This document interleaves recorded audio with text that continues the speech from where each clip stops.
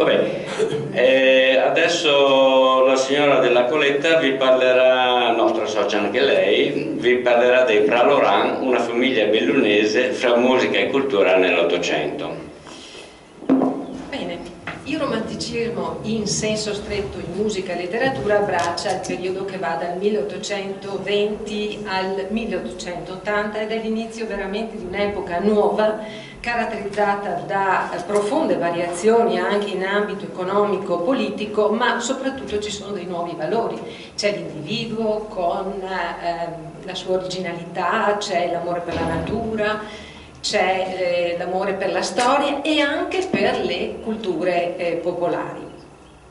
La borghesia è alla base della trasformazione dei rapporti tra il pubblico e la musica, perché sarà la borghesia che riempie da questo momento le sale dei teatri, mentre le masse poi si distribuiscono nei loggioni.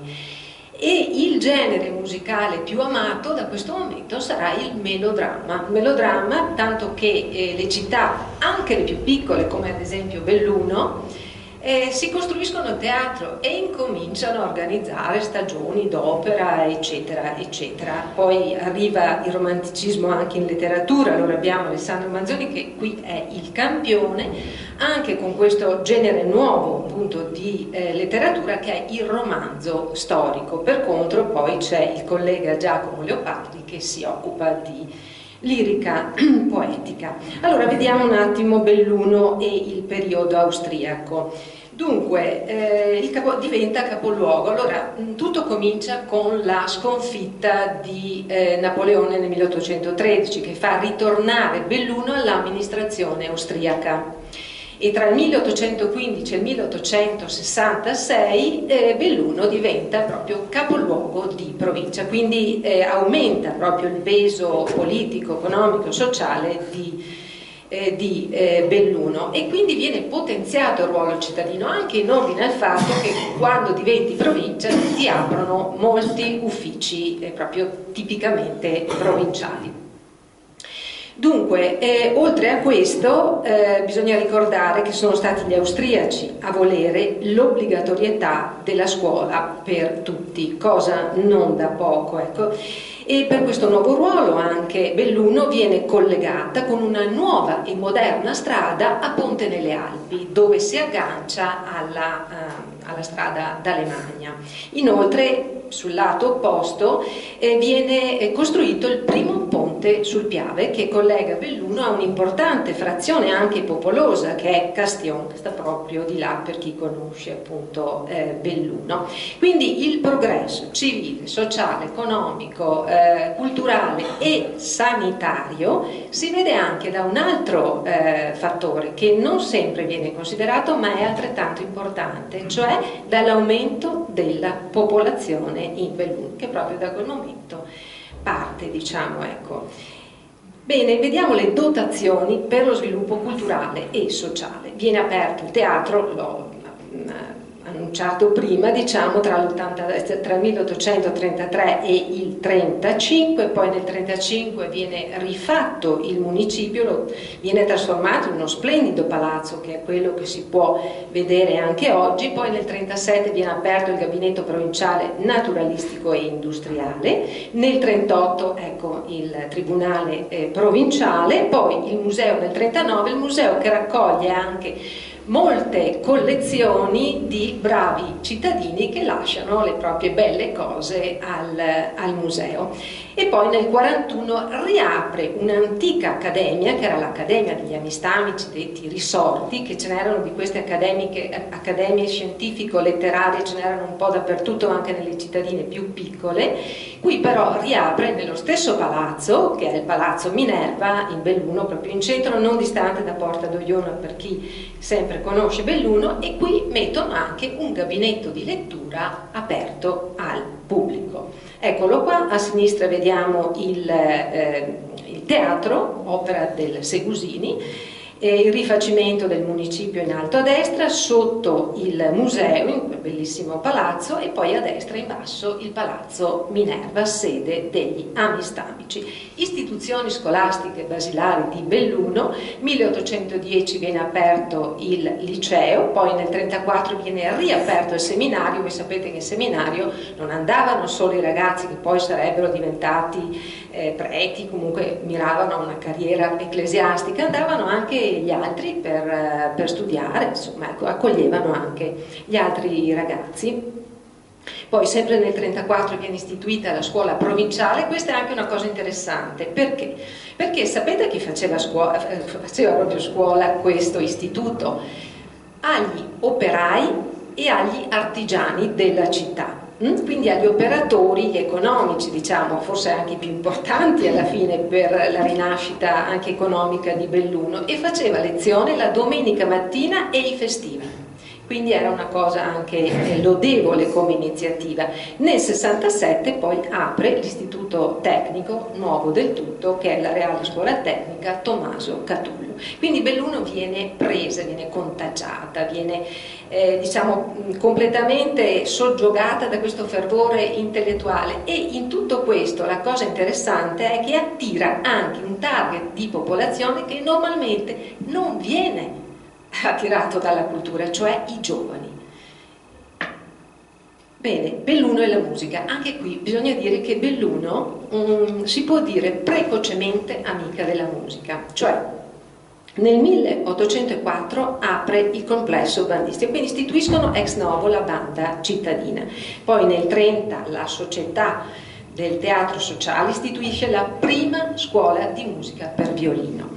Inoltre dal 51 al 57 sempre la stessa società apre la società filarmonica Santa Cecilia, che rimane però aperta solo negli anni che vedete per problemi economici, costava troppo. Quindi chiusa la Santa Cecilia pensano di formare, anzi formano subito l'istituto filarmonico dal 58.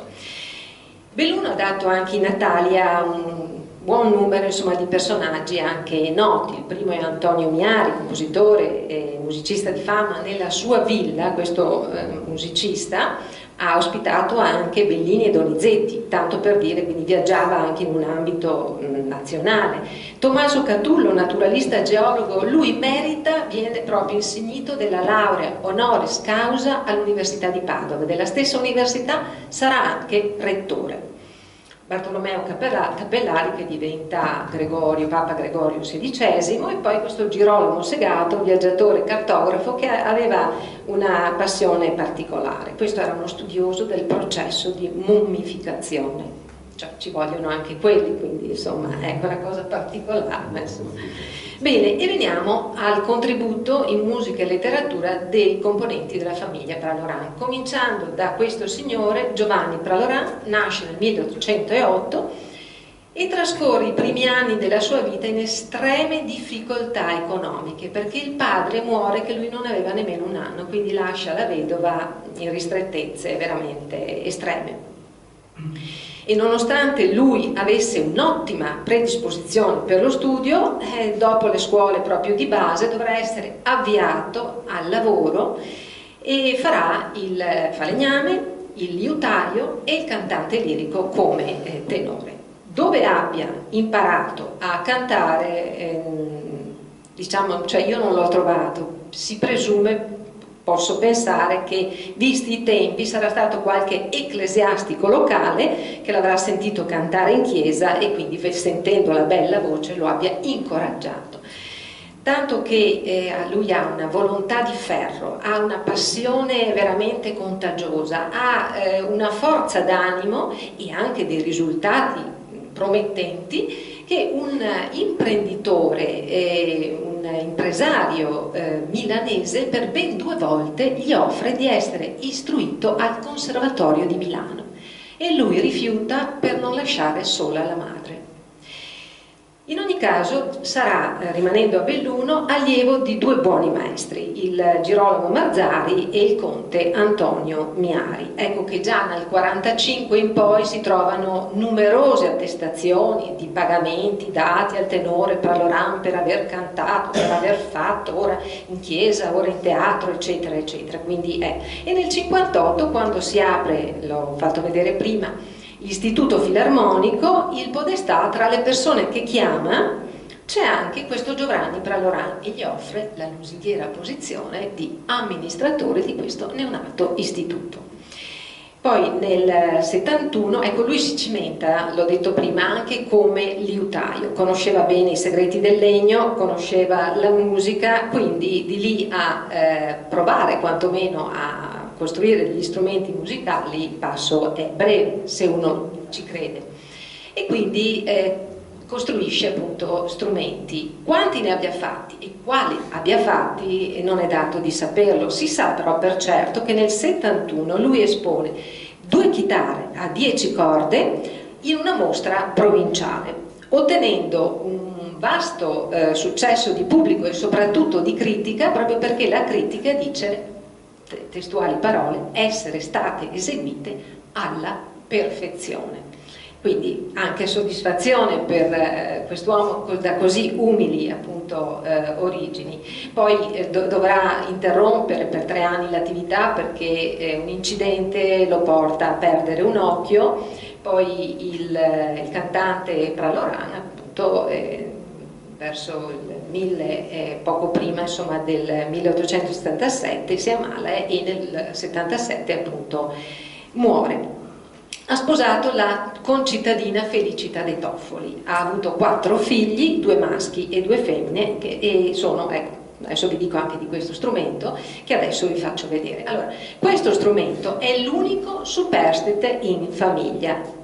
Con mia grande sorpresa e con un po' anche di commozione l'ho trovato presso una discendente che l'aveva fatto restaurare da un liutaio, un famoso liutaio milanese che adesso non c'è più, il quale ha detto questo strumento è tipico dell'area veneta del nord, quindi ci siamo, probabilmente questo strumento è stato costruito da Giovanni, dal liutaio, ed era lo strumento del figlio Giuseppe, che diventa anche violinista. Ecco, questa è la famiglia, ci sono a sinistra Giuseppe il primogenito e l'ultimogenito, quindi il quartogenito è seduto al pianoforte Francesco, poi ci sono in alto Francesca e sotto Filomena. E cominciamo con il primo, Giuseppe Praloran, nasce nel 1832 ed è precoce perché già all'età di 6 anni dimostra una grande predisposizione per la musica, quindi il padre si dà da fare notevolmente e ci impiega anche tanto bussando a tantissime porte per trovare chi insegna violino al figlioletto.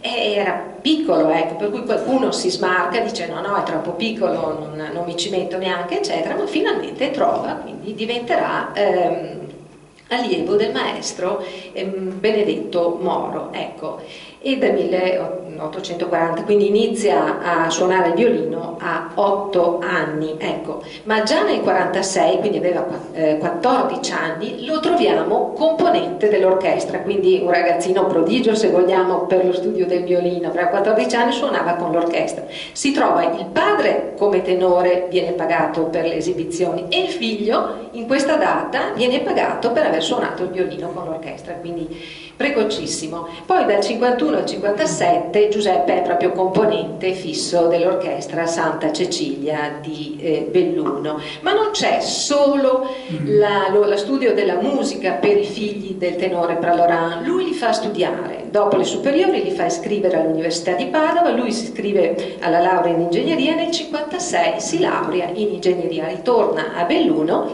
e nel 57 lo troviamo ingegnere presso l'ufficio tecnico del comune di Belluno. Nel 58, quando poi viene fondato l'Istituto Filarmonico, gli danno la lusinghiera posizione di direttore d'orchestra, quindi può essere anche contento, diciamo, perché era molto giovane. Poi nel 63 Dal 58 al 63 lo troviamo spesso che suona in città, in varie occasioni, eccetera, no? Nel 63 poi il podestà lo chiama insieme ad un alto prelato, loro due devono stendere il nuovo piano per la formazione musicale per la città di Belluno, ecco. Poi dal 74 al 76, ecco, diciamo che il 63 è la data, da quel momento in poi io non lo trovo più come musicista in Belluno, perché Giuseppe deve seguire la sua carriera. Nel frattempo si era anche sposato, aveva sposato la concittadina Amalia Colle è una famiglia ben conosciuta di origine feltrina e comunque Avegorano abitava in Belluno. Il matrimonio, nonostante le due figlie, sarà molto sfortunato e si scioglie dopo pochi anni. Lui, tra il 74 e il 76, lo trovo ingegnere alla costruzione delle ferrovie siciliane che nascevano proprio in quelle date e poi di lì passa a Chieti e poi alla fine, 1897, era ingegnere di prima classe presso il Genio Civile di Bergamo, dove muore nel 1899. E veniamo alla sorella Francesca Braunano. Nasce nel 1934, di lei ho pochissime informazioni, non ho trovato molto.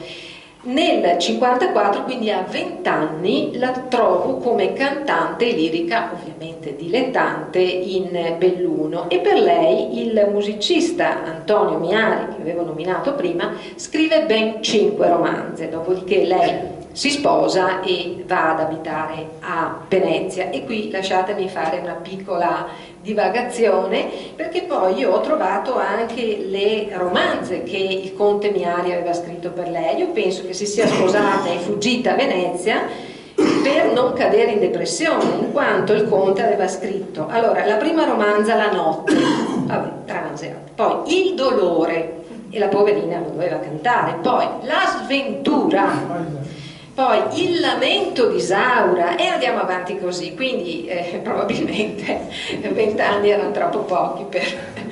e quindi vabbè, si sposa e dopo non, diciamo forse che non trovandola a Belluno non l'ho seguita poi a Venezia, non so se abbia continuato magari in modo un po' più allegro a cantare il Requiem, esatto, sì.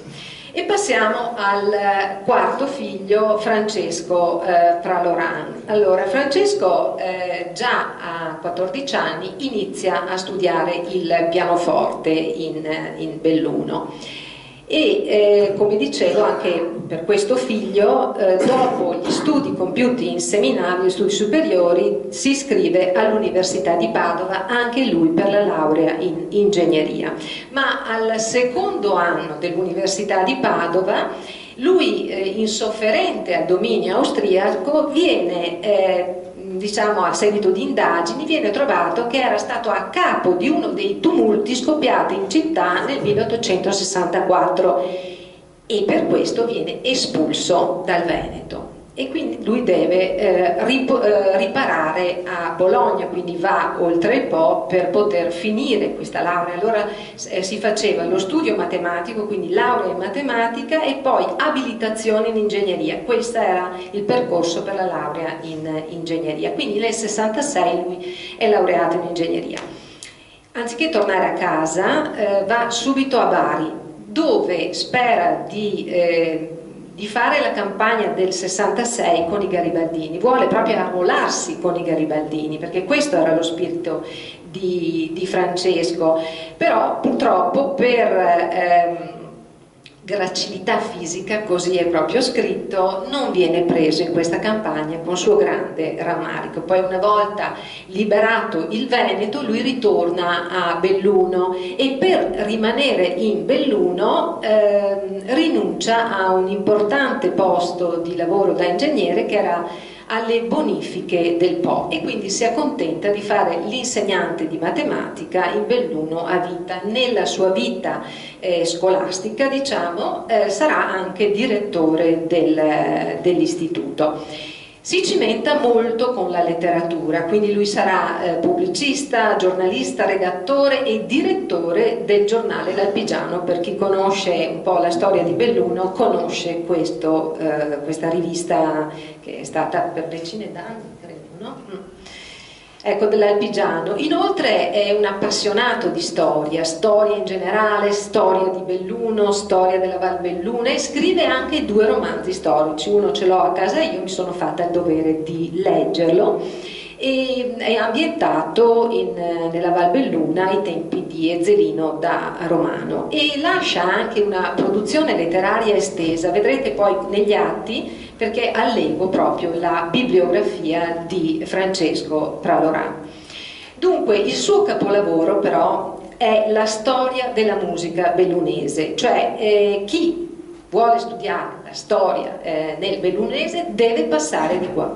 Primo perché lui ha avuto accesso a dei documenti in tempi in cui questi documenti c'erano ancora, adesso alcuni di questi, anche trecenteschi, non si trovano più. E poi perché ha fatto veramente una disamina, una raccolta di informazioni veramente corposa, e diciamo è un punto imprescindibile proprio per lo studio della musica bellunese. Poi lui si cimenta anche con la composizione musicale, suonava il pianoforte, aveva cominciato da giovane. Bene, di questa, anche qui, composizione, diciamo, musicale, purtroppo oggi rimane soltanto una polca che ho trovato presso una discendente, una polca per pianoforte a 4 mani. E poi anche un ottimo cittadino, assume anche vari incarichi amministrativi. Lui sarà sovrintendente, sarà consigliere, sarà assessore e anche sindaco del comune di Limana. Lui in Limana aveva comprato questa casa in fondo che vedete timpanata, e quella per lui era la casa di villeggiatura. Allora funzionava così, no? Andavano fuori città e già quella era villeggiatura, e lì trascorreva appunto le vacanze, quindi qui lui diventa anche sindaco. Quindi Francesco Praloran è figura eminente nel panorama degli studiosi di Belluno, attivi fra la fine dell'Ottocento e anche i primi del Novecento, visto che muore nel 1923. Quindi non lo si può considerare soltanto uno scrittore provinciale, in quanto lui approfondisce e amplia i suoi studi anche a temi come la scuola, l'educazione, la composizione musicale, cosa che non è per tutti. Suonare è un conto, comporre è tutta un'altra cosa. Ecco, quindi una figura, insomma. Tra l'altro questa frase l'ho presa da un critico musicale. Bene, queste sono 3 delle sue opere che ho citato: l'Isolda, romanzo storico, la polca, ricordo di Belluno, e la storia della musica bellunese, la sua più importante composizione, diciamo. Ecco, poi Francesco, ecco, lo vedete, sposa la concittadina Violante Prosdocimi, anche questa di una buona famiglia bellunese. Avranno 7 figli, di cui 6 sopravvissuti all'infanzia. 4 maschi e una femmina. Dei 4 maschi 2 vengono avviati alla carriera militare, faranno l'Accademia di Modena. Uno raggiungerà il grado di generale d'artiglieria, l'altro con il grado di capitano muore nel primo conflitto mondiale durante la guerra. Gli altri 2, Giovanni e Andrea, uno si laurea in medicina veterinaria e l'altro si laurea in ingegneria. Anche per le figlie femmine c'è la laurea. La prima, Bianca, si laurea in lingue e sarà poi preside di un istituto, e l'altra si laurea in matematica. Ecco, e adesso, se mi riesce, ho una sorpresa, cioè io ho fatto suonare la polca di Francesco Praloran. Come dicevo, è un componimento per pianoforte, una composizione a 4 mani.